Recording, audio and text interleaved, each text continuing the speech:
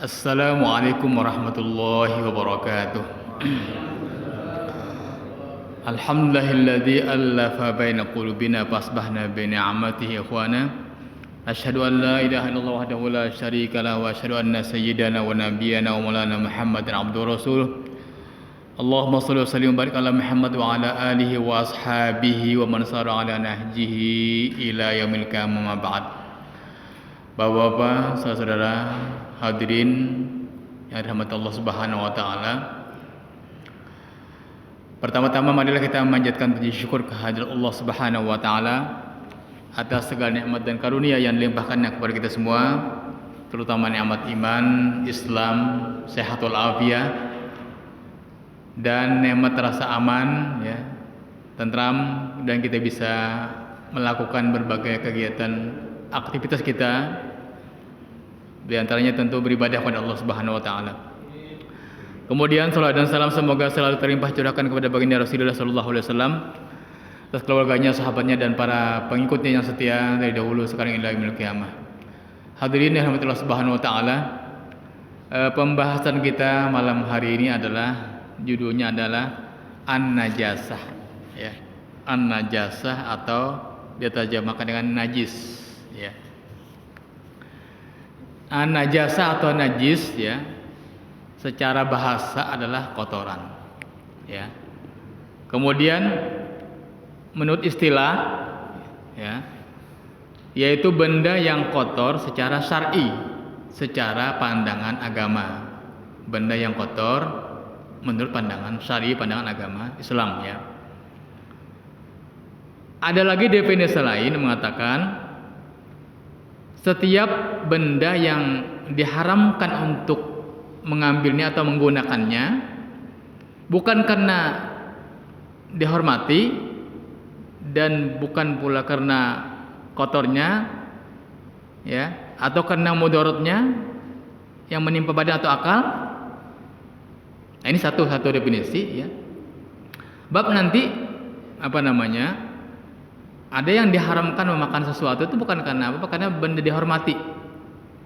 Misalnya, ya tubuh manusia itu kan benda yang dihormati, sekalipun haram tapi itu bukan najis, ya, gitu, ya, dan sebagainya. Kemudian ada definisi lain mengatakan itu sifat secara hukum, ya, yang mengharuskan benda yang disifati itu, ya, menghalangi untuk menghalalkan melaksanakan ibadah sholat, ya. Kemudian yang definisi yang keempat mengatakan bahwa itu yang dimaksud dengan najis itu adalah kotoran terkhusus yang menghalangi sahnya orang sholat dan wajib berhati-hati dan bersih dari benda tersebut. Itulah yang dikatakan najis, ya. Jamaah sekalian yang dirahmati Allah Subhanahu wa taala, di sini ada pembahasan para ulama, judulnya adalah apakah perintah untuk menghilangkan najis itu wajib? Ya, jadi gini, di dalam istilah ilmu usul fikih namanya ada al-amru lil wujub. Perintah itu menunjukkan wajib.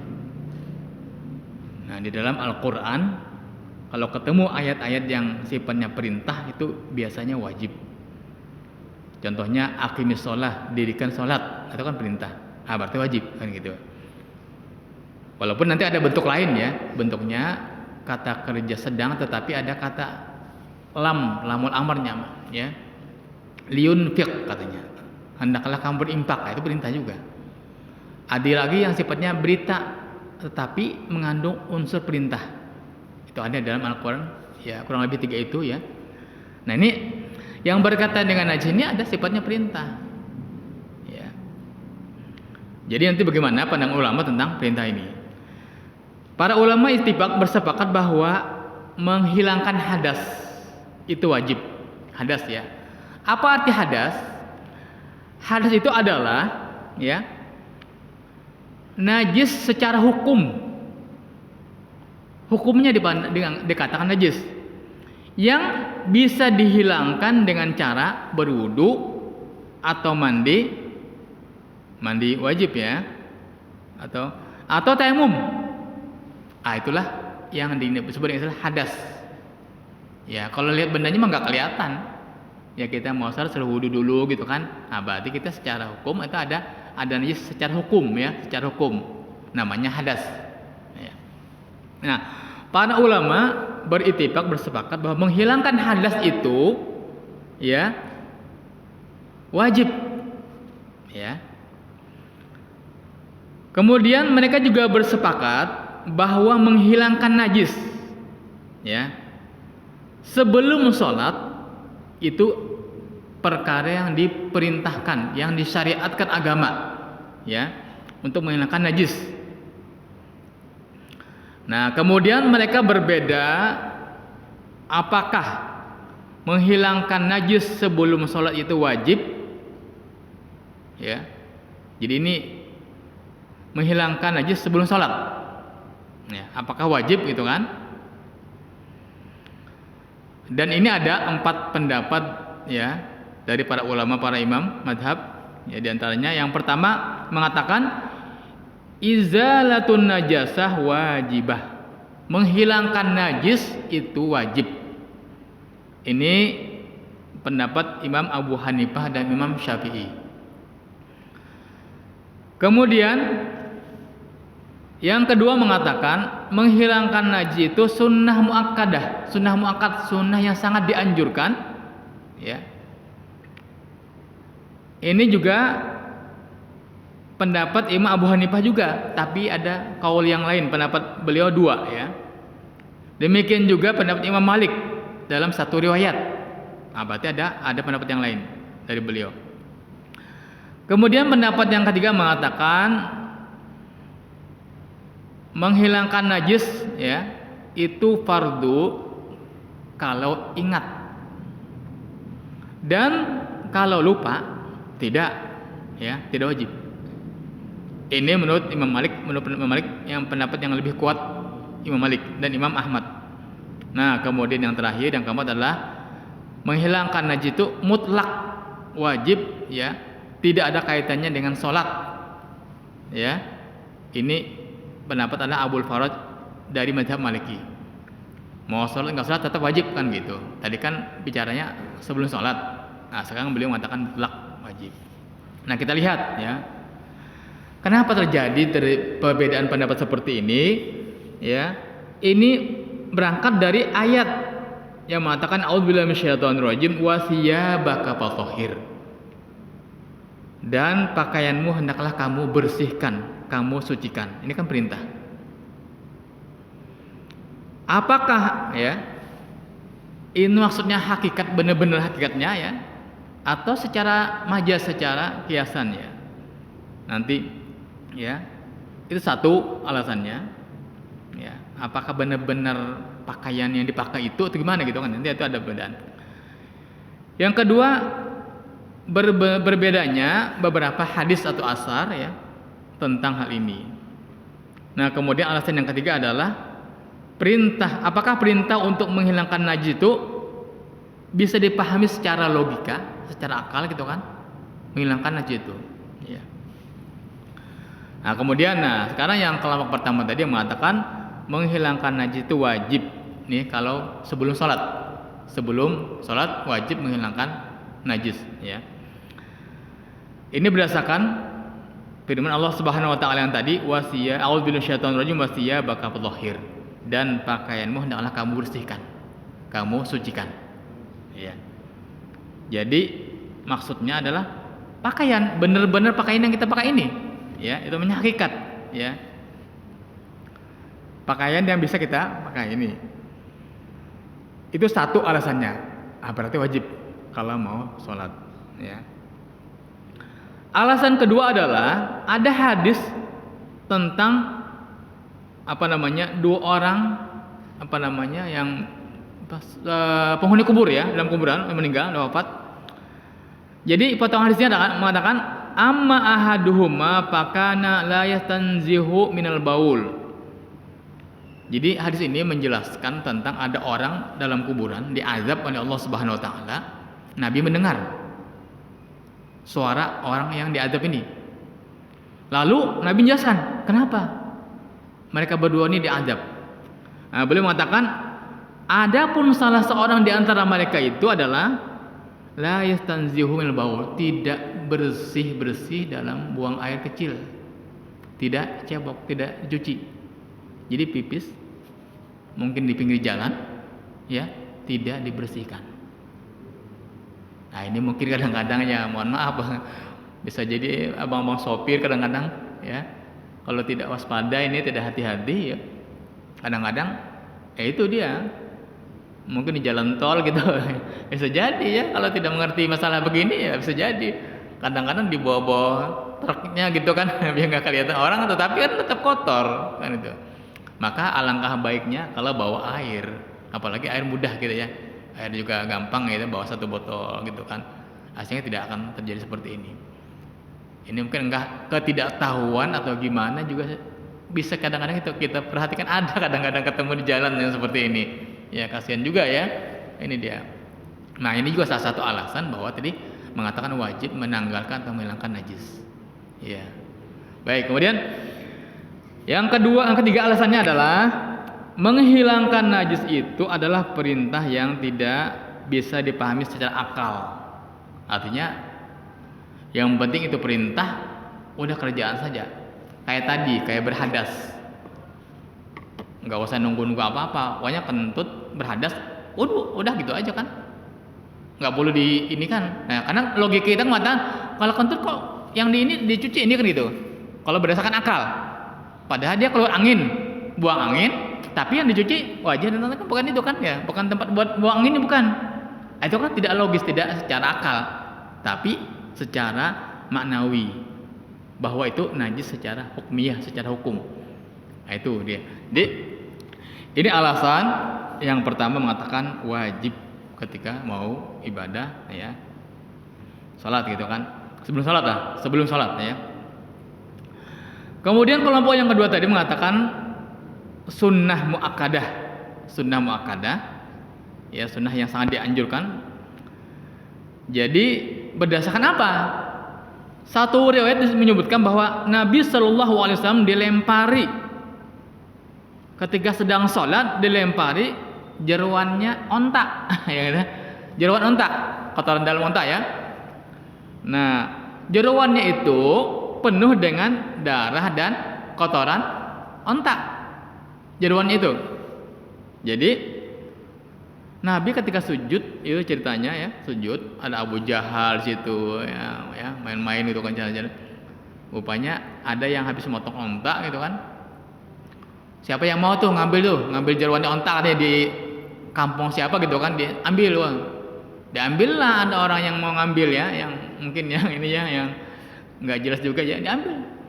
Ketika Nabi sedang sujud, ditaruh di belakangnya, taruh ya. Dan itu ada bekas darahnya, ada kotorannya tuh. Ya itu. Jadi ceritanya gitu, ada Abu Jahal dan teman-temannya, ada 7 orang itu ketawa-ketawa gitu, terbahak-bahak ketawa ya. Nabi ya. Sampai ada yang ngasih tahu ke anak beliau Fatimah datang, langsung Fatimah yang diambil dibuang itu kan, langsung dimaki-maki orang-orang itu di mana nasihatin ya. Kemudian Nabi berdoa. Ya, Nabi berdoa, ya Allah gitu kan, alaika bi Abi Jahlin gitu kan, mendoakan Abu Jahal, mendoakan itu tidak baik ya. Abu Jahal, kemudian siapa, Uqbah bin Rabi'ah siapa itu ya, saya tidak begitu namanya, Syaibah bin siapa, ada 7 orang itu yang didoakan Nabi.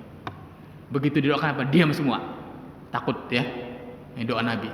Mereka pun juga takut sebenarnya doakan Nabi.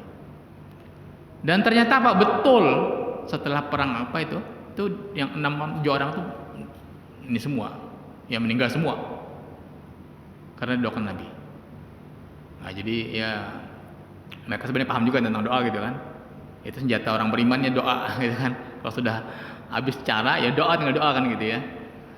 Nah, yang kita ambil dalilnya adalah Nabi tidak menghentikan salatnya. Nabi tidak menghentikan salat beliau. Itu berarti padahal kan ada kotoran onta tadi itu. Jadi mereka beralasan mengatakan kalau begitu ini sunnah muakkadah saja, sunnah sangat dianjurkan. Buktinya Nabi tidak menghentikan sholatnya. Seandainya itu najis, gitu. Kalau begitu kata salah satu alasannya. Kemudian yang alasan yang berikutnya adalah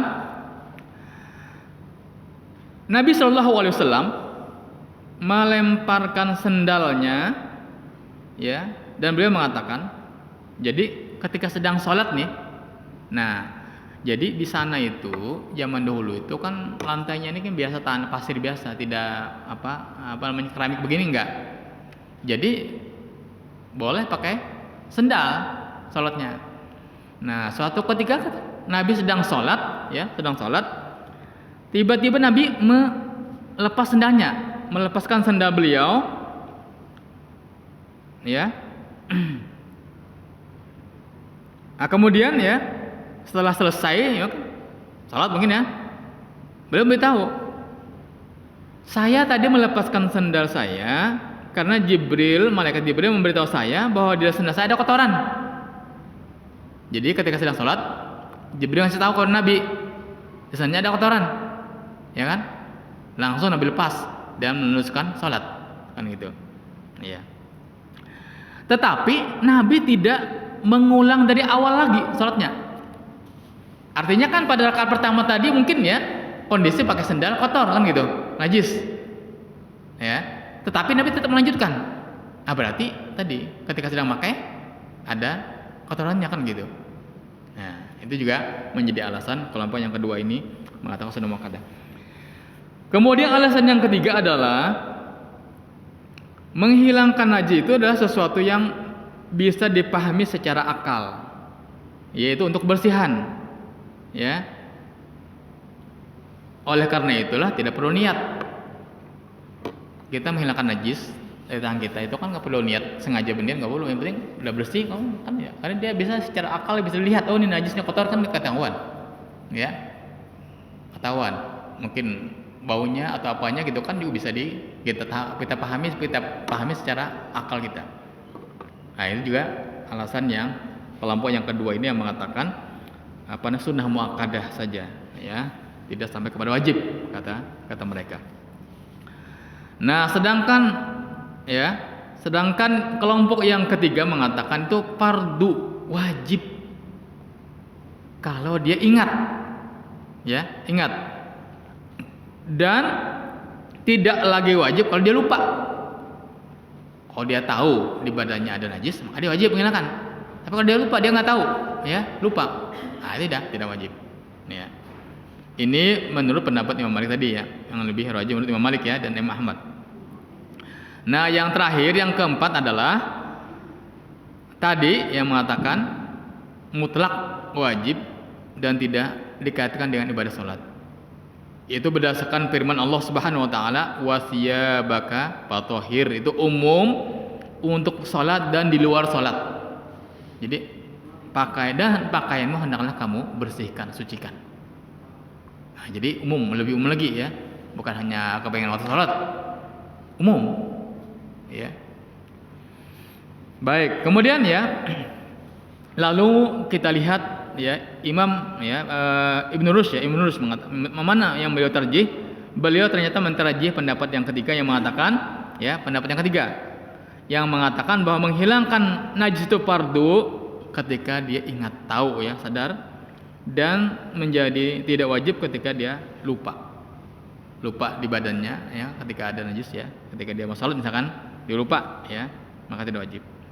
Ini menggabung semua hadis-hadis dan juga memahami ayat itu secara hakikatnya, ya. Hakikatnya yaitu benar-benar benda najis, ya, gitu kan, tidak kelihatan bendanya. Itu alasan yang kelompok yang ketiga ini. Ya, mungkin, ya, kalau kita mau sholat, ya, kita ternyata ada najis tapi udah lewat sholatnya gitu kan, ya sudah kan gini. Kalau mengambil pendapat yang ketiga ini, ya, sebelum sholat kita mungkin ada najis, ketika pas azan lupa kita tuh, langsung wudu sholat gitu kan. Nah, maka bagi pendapat yang ketiga ini tidak masalah. Ini yang ditarjih Ibnu Rushd, ya. Nah, tetapi kalaupun mengambil pendapat Imam Syafi'i yang pertama tadi, wajib menghilangkan najis. Ya, masalahnya nanti kalau lupa itu masalahnya, ya. Kalau ingat najis mungkin tidak akan ini, ya, gitu. Baik. Coba tadi ada konsekuensinya kalau kita ambil pendapat yang mana gitu kan. Kalau pendapat pertama yang mengatakan kita ambil, maka batal sholat ya orang yang terdapat di badannya najis di pertengahan sholat, baik dia tahu ataupun nggak tahu tetap batal, kan gitu. Kalau di badannya ada najis ketika sedang sholat. Konsekuensi kelompok yang kedua tadi, sholatnya tetap sah ya. Orang yang mengetahui bahwa di badannya atau di badannya ada najis ketika sedang sholat dan dia tidak menghilangkannya, tidak menyingkirkannya. Kemudian konsekuensi yang kelompok yang ketiga mengatakan batal sholat orang yang mengetahui bahwa di badannya ada najis ketika sedang sholat dan dia tidak menghilangkannya, dan sah sholatnya ketika dia menghilangkannya atau dia tidak tahu. Nah, jadi ketika dia tahu ada najis di badannya langsung dihilangkan, sholatnya tetap sah. Sekalipun dia tadi mulainya mungkin rakaat pertama mungkin belum tahu ya, begitu rakaat kedua ada najis langsung dihilangkan, tetap sah sholatnya. Atau dia nggak tahu, tidak tahu sama sekali ya, tidak tahu ada najis di badannya, sholatnya tetap sah. Ini benar pendapat yang ketiga tadi itu. Nah, kemudian yang keempat, yang terakhir tadi itu, karena dia mengatakan wajib secara mutlak, maka berdosa orang yang mengetahui bahwa di badannya ada najis ketika dia sedang sholat dan dia tidak menghilangkannya. Tapi mengatakan wa tasihhu sholatuhu, sholatnya tetap sah. Ya tetap sah sholatnya, cuma dia berdosa aja. Untuk kelompok yang keempat, walaupun mengatakan wajib menghilangkan najis secara mutlak, tapi dia mengatakan berdosa orang yang tahu di badannya ada najis tidak dihilangkan, ya dia berdosa tetapi sholatnya tetap sah. Ya ini dia. Jadi tadi yang lebih ini kayaknya yang ketiga ya, yang lebih bisa kita ini kan, soalnya tadi mungkin kalau lupa gimana coba. Kalau lupa di badan kita ada najis gitu kan. Ya memang sih kita berhati-hati gitu kan, kalau mau sholat ya dirasa-rasa ada najis enggak gitu kan gitu. Tidak sempurna juga yang gitu. Tapi mungkin saja orang manusia kan lupa gitu ya. Ya. Kadang-kadang kalau kita sudah menjelang sholat itu kadang-kadang masih ya umpamanya lagi beres-beres apa gitu kan, apa sepiting atau apa gitu kan gitu. Begitu orang adzan langsung buru-buru langsung ke masjid ya, kadang-kadang kan begitu tuh. Itu kan ya lupa, akhirnya jangan gitu. Enggak sadar lagi. Baik ya.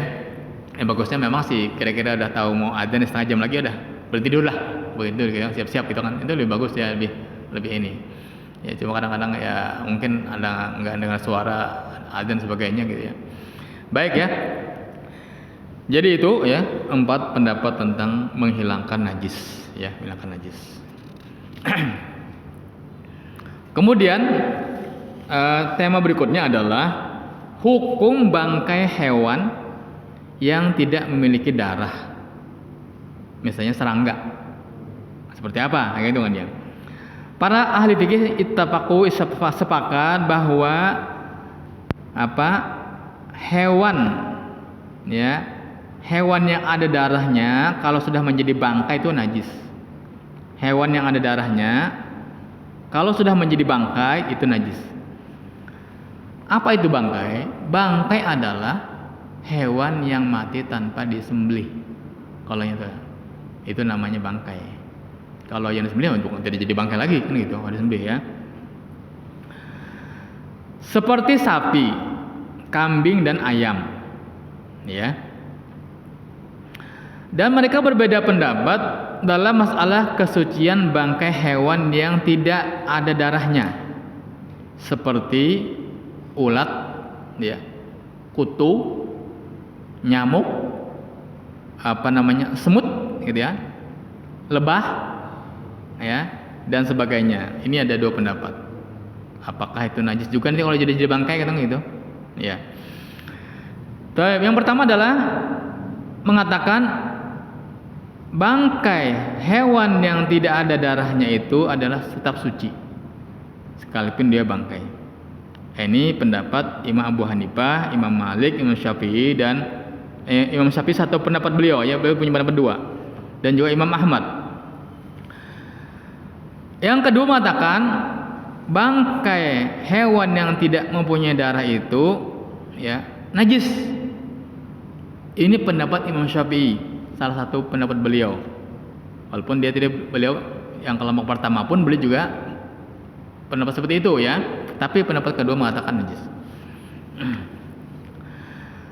Sebab terjadinya khilaf ini adalah perbedaan mereka dalam memahami firman Allah Subhanahu wa taala, "A'udzubillahi minasyaitonir rajim, hurrimat 'alaikumul maitatu."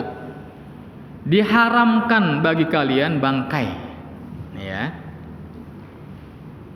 Ini masalahnya. Kemudian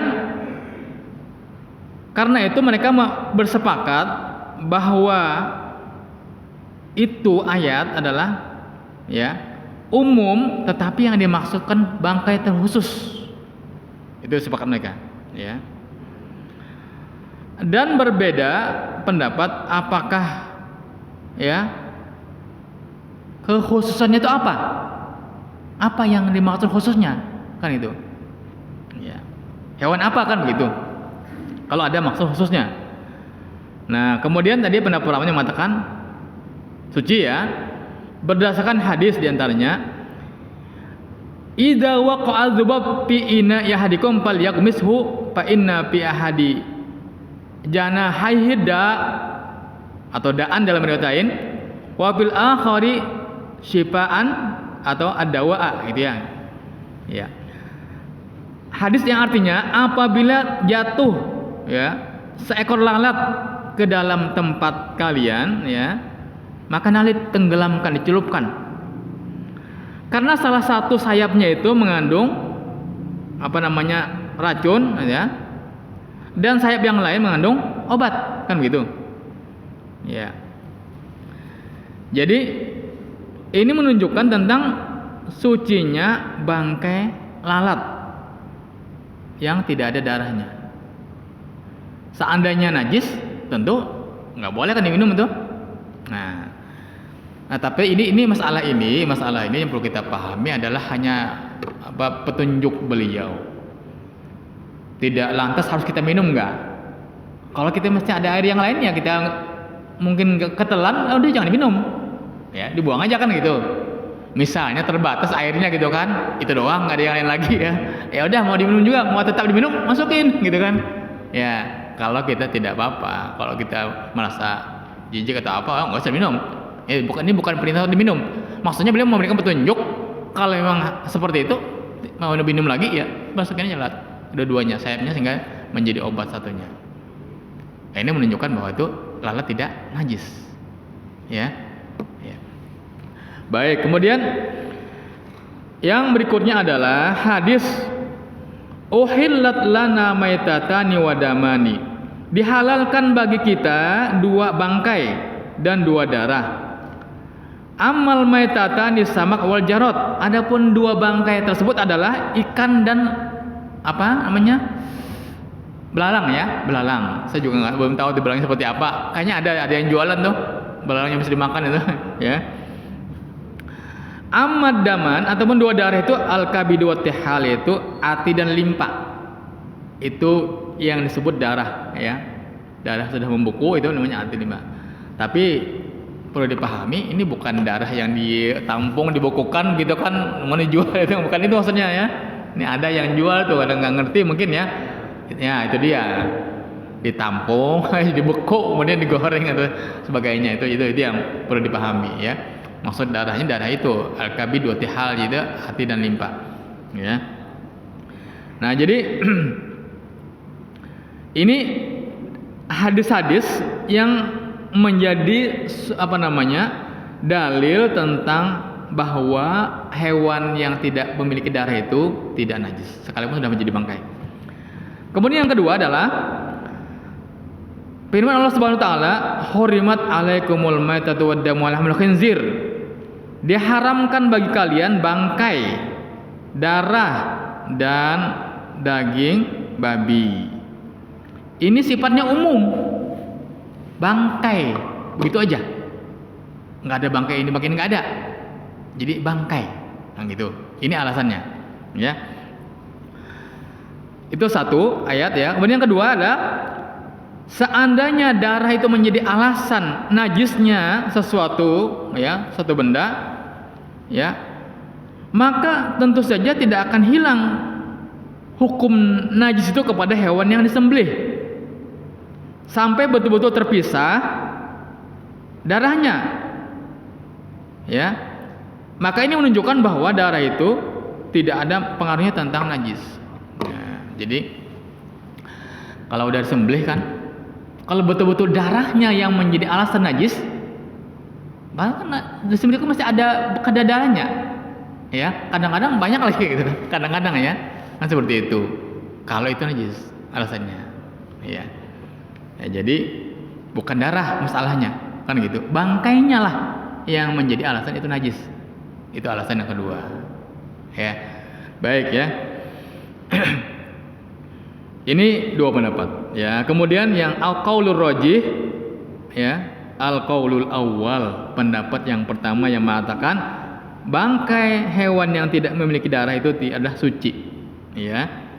Ya, karena ayatnya itu adalah ditaksis, dikhususkan. Walaupun ungkapannya umum semua bangkai, tapi itu maksudnya ada bangkai tertentu ya. Ya. Dan Ibnu Munzir mengatakan saya tidak mengetahui bahwa di sana ada perbedaan pendapat. Ya, kecuali pendapat Imam Syafi'i ini, yang satu ini. Ya, yang lainnya mengatakan tidak. Nah, cuma tadi ya kalau kita mengambil pendapat yang pertama mengatakan sah wudu di tempat yang ada bangkai serangga. Jadi gini. Tempat wudu, di situ ada bangkai nyamuk ya, di situ-situ. Nah, kalau kita mengambil pendapat pertama, nggak masalah. Bangkai nyamuk juga di situ nggak apa-apa, kan dia nyamuk tenggelam gitu kan di situ-situ. Nah, itu kan ada bangkainya. Berarti nggak apa-apa, ya. Semut juga gitu kan. Ada mungkin ya tenggelam dalam air, gitu pakai buat wudu, nggak masalah. Karena dia tidak najis kan gitu. Nah, adapun yang kedua, ya, tidak sah wudu dengan air yang di dalamnya ada bangkai serangga. Itu pendapat yang kedua tadi. Jadi kalau ada serangga, misalnya mati nyamuk mati ataupun semut mati di itu, jangan dipakai wudu. Kalau untuk kelompok yang kedua, ya, ya. Ini kadang-kadang kalau airnya banyak nggak masalah gitu kan, udah pas airnya dikit itu kan mati apa pak, pamnya mati lagi gitu kan, ya. Ini, ya. Baik ya, jadi itu tentang hukum tadi hewan yang tidak memiliki darah.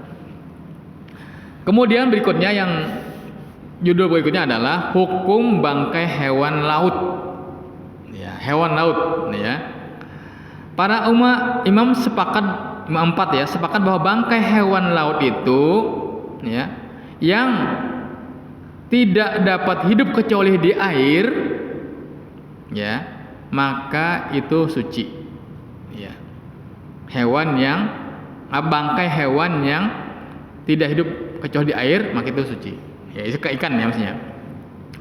Kemudian mereka berbeda pendapat bahwa bangkai yang terapung, ya, apakah boleh dimakan? Ya, ini dua pendapat. Ini ada bedanya. Ada. Jadi ininya sebab kematiannya itu apa? Kan gitu. Yang pertama kata begini, setiap bangkai hewan laut ya, dalam kurung ikan gitu kan, boleh dimakan ya, boleh dimakan gitu kan. Itu pendapat Imam Malik, Imam Syafi'i, Ahmad. Satu ya. Yang kedua, ikan yang mengapung ya, itu makruh ya, tidak boleh, bahkan haram kan memakannya. Abu Hanifah. Kenapa beda pendapat ini ya? Ini dari firman Allah Subhanahu wa taala, "Uhilla lakum saydul bahri wa ta'amuhu." Dihalalkan apa namanya? Hewan laut, mengambilnya dan memakannya. Ya. Pendapat yang pertama ini mengatakan apa namanya? Firman sabda Nabi sallallahu alaihi wasallam tentang laut, huwa tahuru ma'u ahli hillu maitatuhu. Suci airnya dan halal bangkainya. Itu satu alasannya. Kedua, hadis Jabir, kami berperang dan pemimpin kami adalah Abu Ubaidah. Kami lapar. sangat lapar. Tiba-tiba laut melemparkan, maksudnya mendorong ya, melemparkan ikan gede ya, ini apa namanya, ya paus mungkin gitu ya, ya. Kemudian dikatakan ambar namanya ya, sampai setengah bulan katanya makan ikan nih, sampai setengah bulan ya.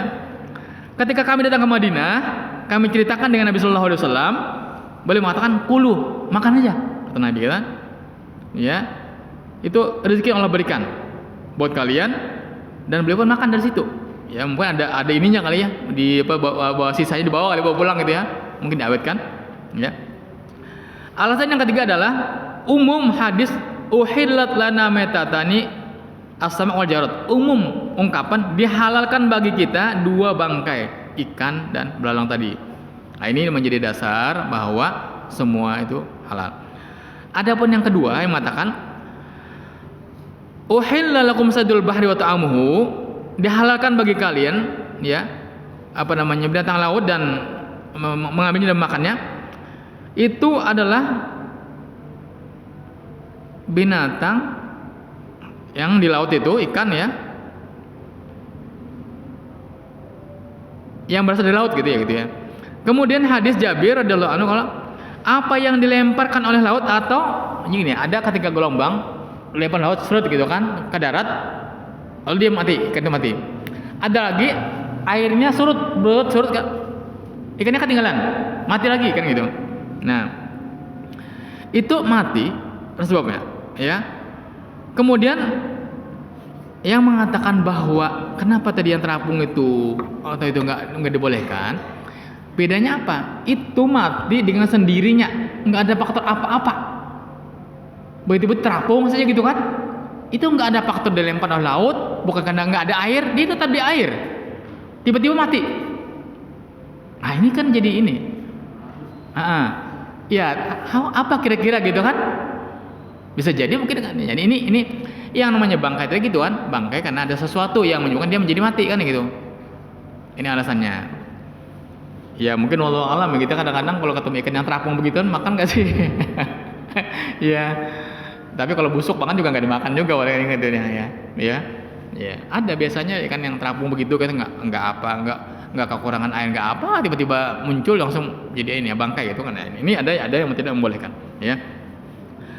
Walaupun yang tarjih, yang roji adalah apa namanya, kullu matatil bahari ya juzakluhu ya, setiap bangkai binatang laut, hewan laut ya itu boleh dimakan ya. Ada Jabir ya, sampai Ubadah sebagainya. Nah, kemudian jadi apa namanya, kesimpulannya tidak mengapa untuk memakan ikan yang sudah menjadi bangkai sekalipun tadi terapung juga, kalau pendapat yang pertama. Kalau yang kedua mengatakan tidak boleh makan ikan yang terapung begitu saja mati dengan sendirinya, nggak ada apa-apa, nanti itu mati tidak boleh ya. Mungkin itu ya apa namanya, Allah alam dari sisi kesehatan apa gimana juga kita tidak mengerti ya. Cuma para ulama mengenang seperti itu. Bisa jadi ikan itu mungkin mengandung penyakit ya, atau apa gitu kan, ya mati terapung dengan sendirinya tanpa ada sebab apapun. Nah, sehingga dibolehkan ya. Baik ya. Jadi ya ini ya apa namanya, hukum bangkai binatang laut itu, terutama ikan ya, yang benar-benar hidupnya di laut. Nanti mungkin ada lagi yang apa namanya, yang hidupnya di dua alam sebagainya, nanti beda lagi ya. Baik ya, ini kira-kira yang bisa kita bahas dalam kesempatan pada malam hari. Mudah-mudahan menjadi tambahan ilmu pengetahuan bagi kita, bermanfaat bagi kita. Mohon maaf atas segala kekurangan dan kehilafannya, dan terima kasih atas segala perhatiannya. Aqulu qouli hadza wa astaghfirullah li wa lakum. Wassalamualaikum warahmatullahi wabarakatuh.